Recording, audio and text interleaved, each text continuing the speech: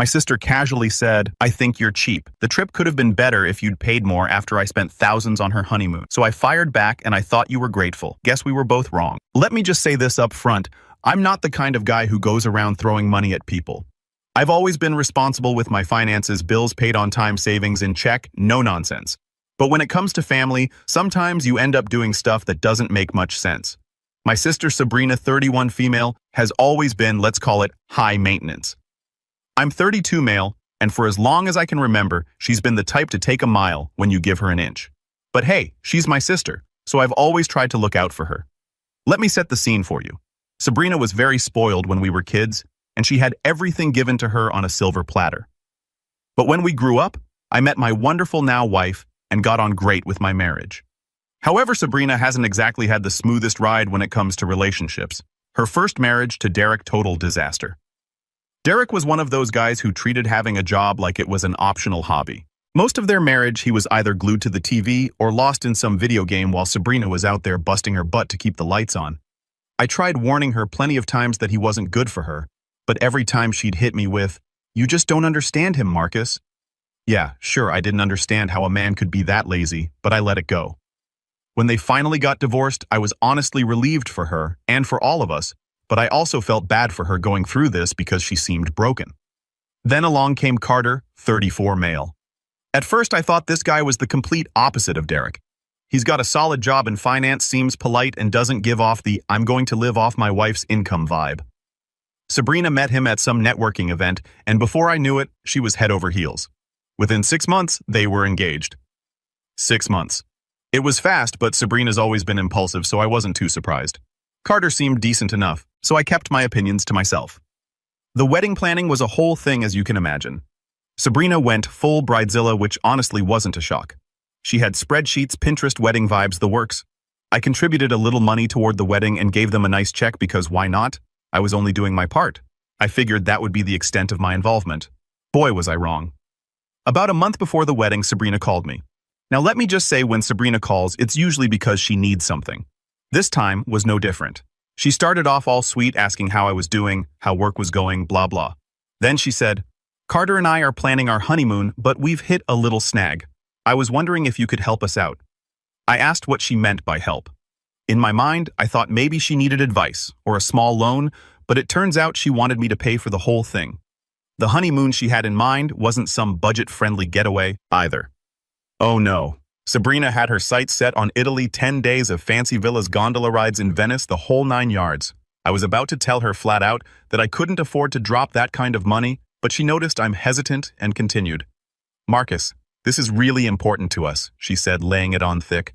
"This is our honeymoon. It's a thing I've been dreaming of since my first marriage.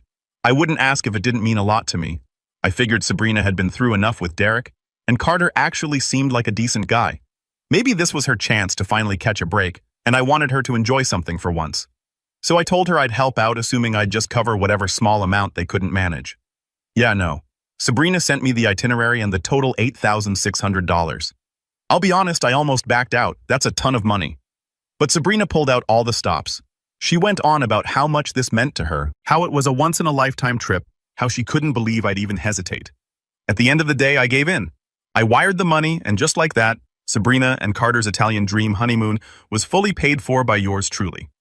Now here's where things started to feel weird. Sabrina is obsessed with social media. Like if she goes to a coffee shop, you're going to see a picture of her latte with some cheesy caption like, "Living my best life." But during the honeymoon, radio silence. No posts, no stories, nothing. My wife even commented on it. "Isn't it weird Sabrina hasn't posted anything from Italy?" she asked. I shrugged it off, thinking maybe they were just trying to enjoy the moment. When they got back, I was genuinely excited to hear about the trip. We had a family dinner planned at my parents' house, me, my wife, Sabrina, Carter, and our parents. I figured this would be the perfect opportunity for Sabrina to finally say thank you and tell me all about the amazing time they had. I even thought maybe this will bring us closer. Maybe she'll finally see I'm not the bad guy she always makes me out to be. That dinner is where everything started to unravel, and I had no idea it was about to turn into the biggest headache of my life. The dinner started off normal enough. My parents had made a big spread, the kind they always put together when all of us are in one place. I showed up with my wife, and Sabrina and Carter were already there. Sabrina was scrolling on her phone like always, and Carter was just sitting there, looking pretty relaxed. I figured, okay, maybe this will go smoothly. We all sat down, passed the food around, and my mom started asking the usual questions. How was the trip? Did you see all the places you wanted to see? Was the food amazing? You know, small talk. Carter jumped in right away, talking about how beautiful Venice was and how much they loved the gondola rides. He said the food was incredible and that the whole thing was an experience to remember. As he was talking, I couldn't help but notice that Sabrina wasn't saying much. Normally, she'd be the one dominating the conversation, but this time she just sat there scrolling on her phone like she didn't go with Carter. I thought, okay, maybe she's just tired. My mom chimed in, Marcus really went all out for you two. That trip sounds amazing. Carter nodded, smiling and said, it really was. We're super grateful for everything. It was a once-in-a-lifetime kind of trip. Finally, I thought someone's acknowledging the effort I put in. But then Sabrina, without even looking up from her phone, said, a once-in-a-lifetime trip? I mean, it was fine. Fine. That's the word she used. I sat there trying to process it, thinking maybe I misheard her. My dad, trying to lighten the mood, said, well, it sounds like it was better than just fine. Those gondola rides must have been amazing. That's when Sabrina put her phone down, looked around the table and said, honestly, it could have been better. 10 days isn't enough to see Italy properly, and some of the places we went to were basic. Basic. I'm sitting there, my wife's giving me the side eye, and my mom's got this awkward smile like she's trying to smooth things over. Meanwhile, Carter looks like he wants to sink into his chair. I couldn't hold back anymore. Basic, I said. I spent $8,600 on that trip. What exactly wasn't good enough for you? And that's when she hit me with it. Honestly, Marcus, if you're that cheap, maybe you should have just saved your money. What kind of person brags about sending someone on a budget vacation? The entire table went silent. My wife put her fork down mid-bite, and my dad, who usually tries to mediate these things, just sat there staring at her for a second. I thought I'd misheard her. Did she seriously just say that I was too cheap after I dropped nearly $9,000 on what most people would consider a dream trip? You've got to be joking, I said, my voice rising. You think that trip was a budget vacation? Sabrina sighed like I was the one being unreasonable. Look, Marcus, I'm just saying when people go on honeymoons, they go all out. They don't just do 10 days in one country and call it luxury. Some of the hotels you booked were average at best, and half the restaurants weren't even memorable. It's like you just Googled top tourist spots and called it a day. I stared at her, trying to wrap my head around what I was hearing. Average at best. Sabrina, I paid for flights, luxury villas, vineyard tours, private gondola rides, the whole deal. What more did you expect? A yacht tour? A Michelin star chef at every meal? A red carpet rolled out at every stop? She rolled her eyes like I was the one being dramatic. I'm not saying it was terrible, but let's not act like you did us some huge favor. If you couldn't afford to plan a proper trip, you shouldn't have tried. Honestly, it was kind of embarrassing telling people you paid for it. They would think my brother is such a loser because it didn't scream amazing. Loser. That word had me going nuts. I couldn't take it anymore.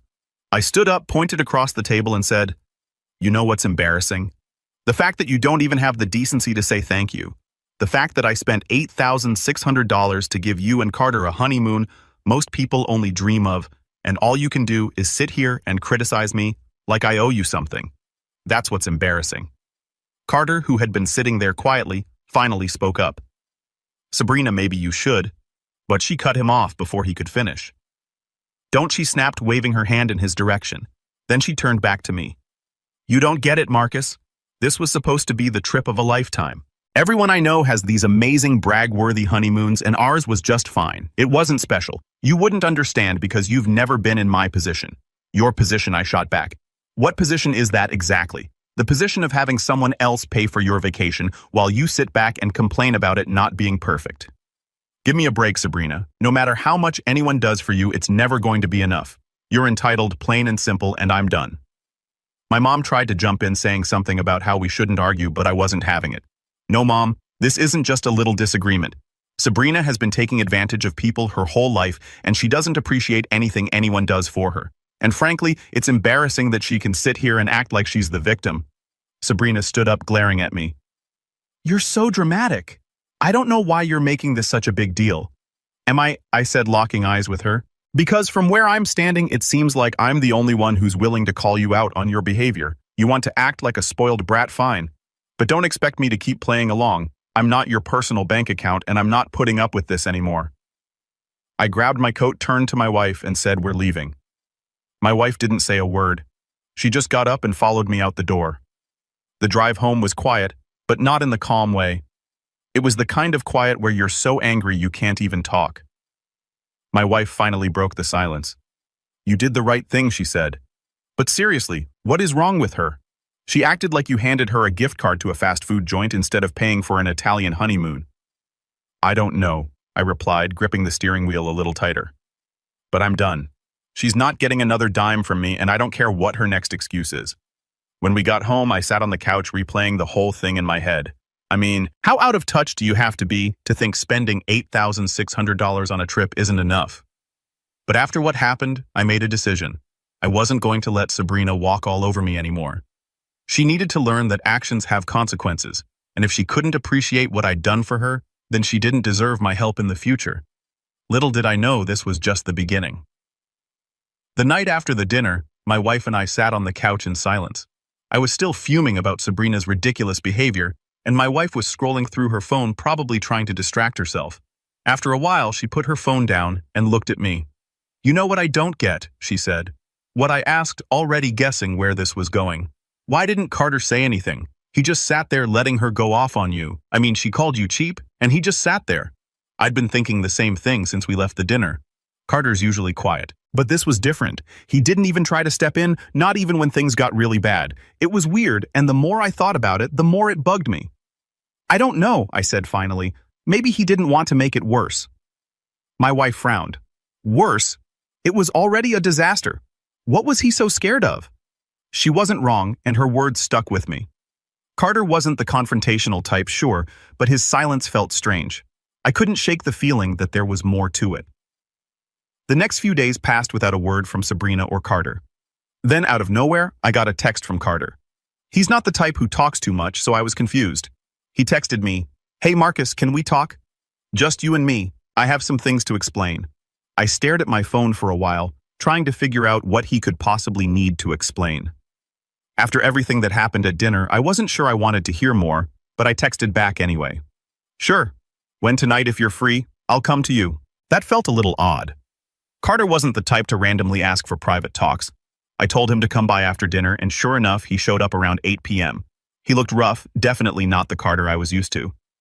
We exchanged pleasantries, and he sat on the couch fidgeting with his wedding ring. For a minute, I thought he wasn't going to say anything. Then he let out a deep breath and said, "I owe you an apology for what happened. For Sabrina," he said, "and for not standing up for you at dinner. You didn't deserve that."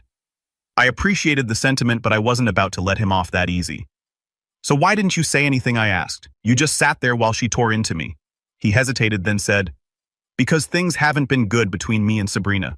I didn't want to make it worse. And that honeymoon. It was supposed to be a reset," he said, "for our marriage." "What do you mean, reset?" "You've been married for less than a month?" I asked, leaning forward. He sighed and rubbed his face. "Well, she's been difficult. Planning the wedding was a nightmare. She ignored every budget I set, went way overboard, and threw a fit whenever I tried to rein her in. I thought it was just wedding stress, but after we got married, it didn't stop. If anything, it got worse. I stayed quiet, letting him talk. She started accusing me of not loving her enough, said I didn't do enough to make her feel special. Then she started talking about the honeymoon. I thought maybe if we got away from it all, she'd calm down. That's when she suggested asking you for help. She said you owed her for not being there for her growing up. Hearing that stung, but I wasn't totally shocked. Sabrina always had a knack for twisting the truth. I went along with it because I thought it would make her happy, Carter continued. But by the third day of the honeymoon, she was already complaining. The villas weren't big enough. The gondola rides were too touristy. It didn't matter what we did. Nothing was good enough for her. I shook my head. That's classic Sabrina. "I'm filing for divorce," he said. "I didn't expect that to come." "Divorce already?" I said. He must have seen the shock on my face because he laughed bitterly. "I know how it sounds. Believe me, I thought I could fix it. I thought maybe if I tried harder, Sabrina would change. But it got worse," he said, looking down at his hands. "I found out she's been texting Derek." "Wait, what?" I said. Sitting up straight, he nodded. "I caught her texting him right before the wedding. She told me it was harmless, that they were just friends, and I believed her. But then last week, I found more texts. She's been venting to him about me since before we even got married, telling him I'm not man enough for her, that I don't make her feel loved, stuff like that. I didn't even know how to respond. And you stayed? I asked finally. He shrugged. But after the honeymoon and then the dinner, I don't think I can do this anymore. But I didn't tell her about the divorce yet. For a moment, I didn't know whether to feel bad for him or angry at Sabrina. On one hand, he didn't deserve this, but on the other hand, Sabrina's behavior wasn't exactly a secret.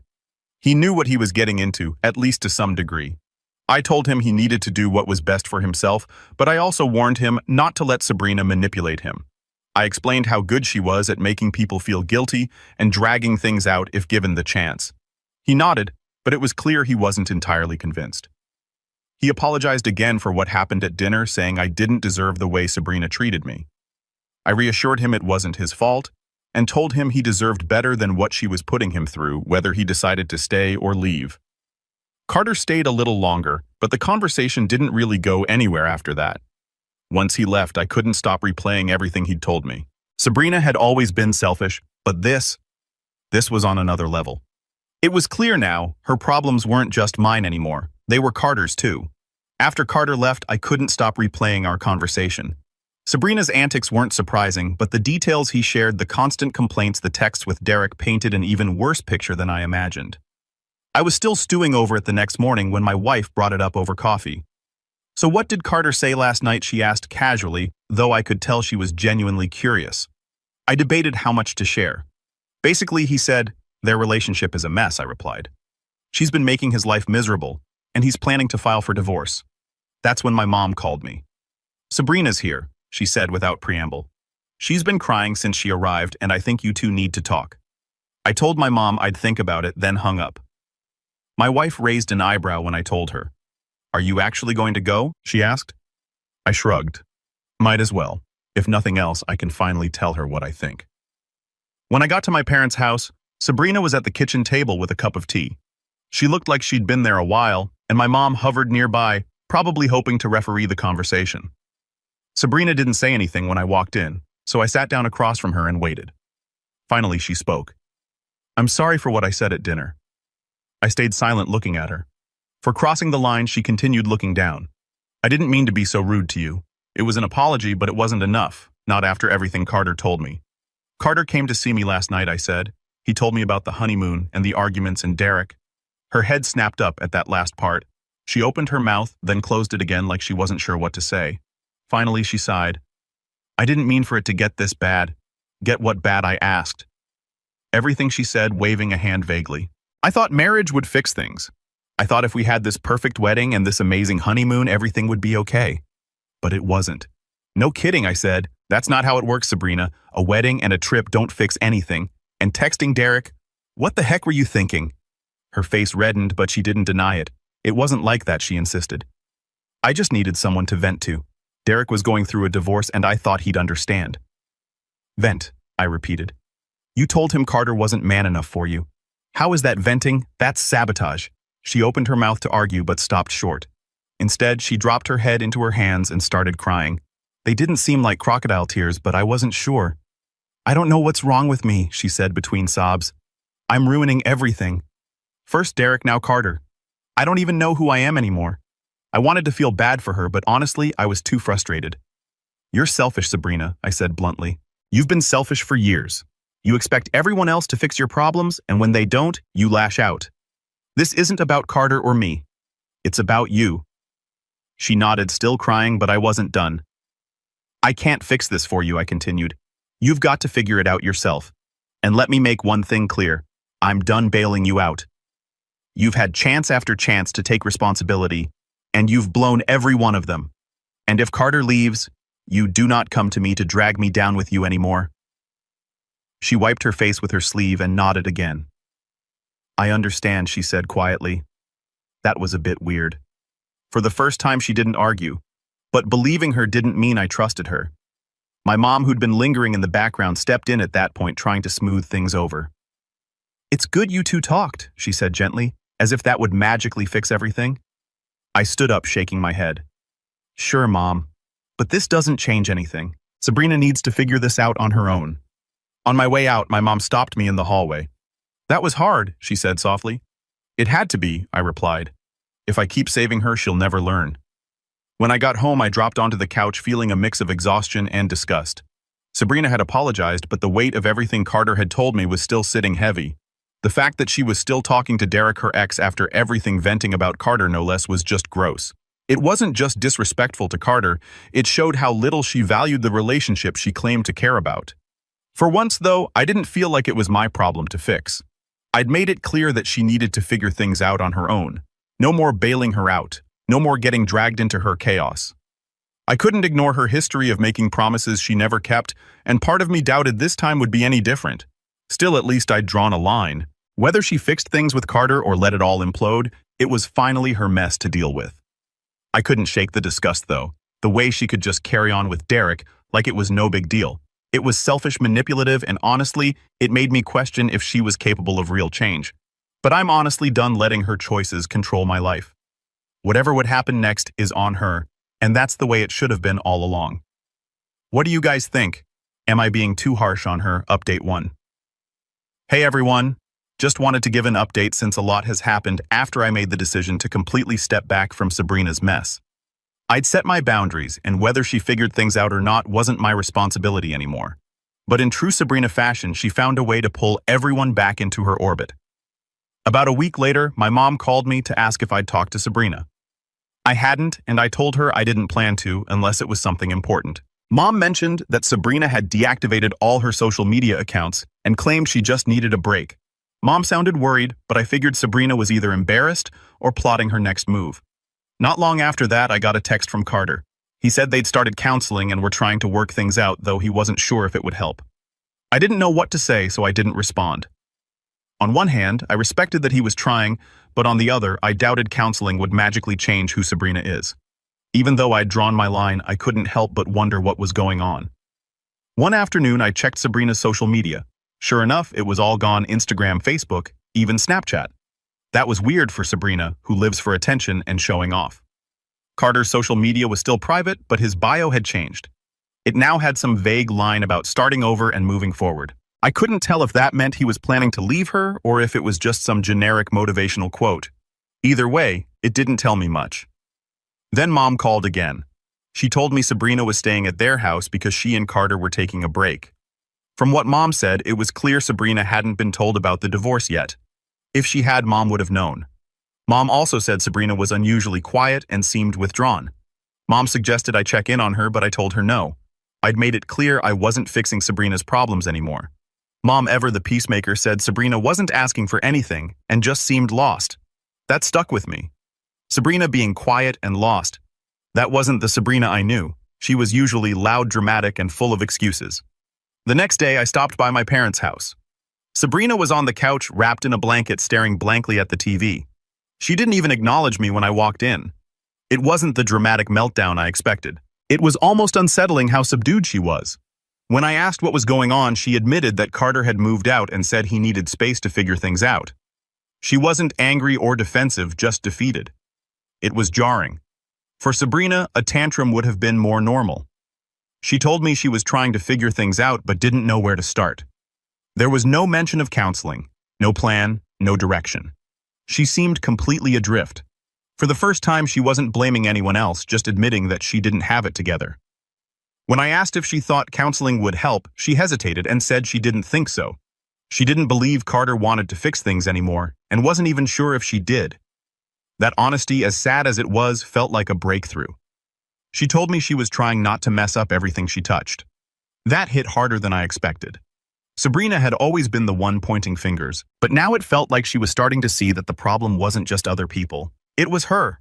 I told her as plainly as I could that fixing this was on her. Nobody could do it for her, and if she didn't take responsibility, things would only get worse. She just nodded. When I left, I felt something I hadn't felt in a while: relief. Sabrina wasn't magically better, and I wasn't naive enough to think she'd suddenly turn her life around. But for the first time, it felt like she understood she couldn't keep blaming everyone else for her problems. Whether she and Carter work things out or not doesn't matter to me anymore. Whether she fixes her life or keeps spiraling was entirely her decision. I'm not carrying her problems anymore, and honestly, that felt freeing. Final update. Hey everyone, I didn't think I'd be back with an update, but here we are. I wish I could say things got better, but if anything, they've gone in the opposite direction. I stuck to my guns. But it turns out not everyone in the family was on the same page, and now we're in a full-blown mess. First off, Carter went through with the divorce. He packed up, left town, and hasn't looked back. Honestly, I don't blame him. The guy put up with way more than anyone should. Sabrina, of course, was devastated, or at least she acted like she was at first. My parents were sympathetic. They're the type to help everyone no matter what, especially my mom. I told them a million times that Sabrina needed to figure things out on her own, but they didn't want to hear it. My mom kept saying things like, "She's going through a lot right now, and family is supposed to be there for each other. Sure, family helps, but there's a line and Sabrina's been crossing it for years." I reminded them that she's an adult, and this was the perfect opportunity for her to take responsibility and make some real changes. My dad seemed to agree at first, but my mom wasn't having it. She insisted that Sabrina just needed time to get back on her feet. The problem, Sabrina wasn't interested in getting back on her feet. She was comfortable. My parents gave her a free place to stay, cooked for her, and even started giving her a little money to cover things like groceries. When I found out, I wasn't surprised, but I was still angry. I told them they were enabling her, and my mom just brushed me off, saying it was temporary. But here's the thing, they didn't expect temporary to turn into a full-blown cash flow. A few weeks later, my mom casually mentioned that they'd loaned Sabrina some money for her rent. I was like, "Rent? I thought she was staying with you." Turns out Sabrina had decided to move back into her old apartment because she needed space to heal. My parents covered her first 2 months of rent because she wasn't ready to go back to work yet. I lost it. I told my mom straight up that they were rewarding her bad behavior. She wasn't working, wasn't trying to find a job, and had no plan. She was just leeching off them like she always does. My mom said I was being harsh and reminded me that Sabrina was going through a divorce. Divorce or not, she's a grown woman, I told her. You're not helping her. You're just making it easier for her to keep screwing up. My dad stayed quiet through all of this, which made me even more upset. I could tell he didn't entirely agree with my mom, but he wasn't willing to stand up to her or to Sabrina. It didn't take long for things to escalate. Sabrina started asking for more money, and my parents kept giving it to her. I found out she'd convinced them to pay for some kind of self-care retreat because she needed to find herself after everything she'd been through. I'm not talking about a weekend at a cheap spa. This was a full week at some luxury wellness center. When I confronted my mom about it, she said Sabrina promised to pay them back once she got on her feet. I couldn't even believe what I was hearing. She's never paid anyone back in her life, I reminded her. Why would this time be any different? My mom told me I was being negative and that I needed to support my sister during this difficult time.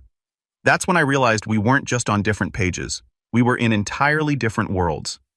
The breaking point came when Sabrina started calling me again. She said she wanted to talk things out and repair our relationship. I thought maybe she was finally ready to take accountability, but no, she wanted money. As if I hadn't already told her not to expect me to help her. She started with some sob story about how her car broke down and she couldn't afford to fix it. I told her to basically get lost. That's when she really went off. She accused me of being selfish, of not being a good brother, and of abandoning her when she needed me most. I told her flat out that she'd already burned that bridge and that I wasn't going to let her manipulate me like she does with mom and dad. She must have gone straight to them after we hung up because the next day my mom called me and said I needed to let go of the past and give Sabrina another chance. I told her this had nothing to do with the past. It was about her ongoing pattern of behavior. Things got ugly after that. My mom accused me of being heartless, and I told her she was being naive.